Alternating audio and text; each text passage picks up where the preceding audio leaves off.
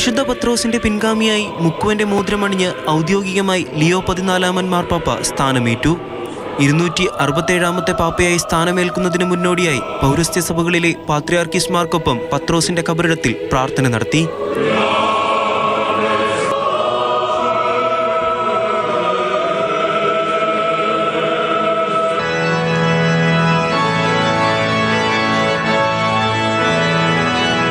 കാണാതെ പോയ ആടിനെ കണ്ടെത്തി തോളിലേറ്റുന്ന നല്ല ഇടയനെ സൂചിപ്പിക്കുന്ന പാലിയവും വലിയ മുക്കുവന്റെ മോതിരവും ദിവ്യബലിമധ്യേ സ്വീകരിച്ചു.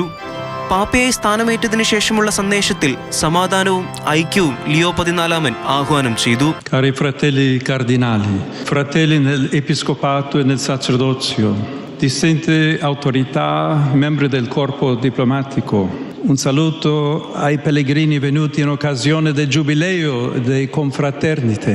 അമേരിക്കക്കാരനായ ആദ്യ മാർപ്പാപ്പയാണ് റോബർട്ട് ഫ്രാൻസിസ് പ്രൊവോസ്റ്റ്. അഗസ്തീനിയൻ സഭയുടെ പുത്രനെ കർദിനാളായി വാഴിച്ചത് 2 വർഷം മുമ്പ്. ആഗോള കത്തോലിക്ക സഭയുടെ 267 മാർപ്പാപ്പ 2004 2006 കേരളത്തിലെത്തിയിട്ടുണ്ട്.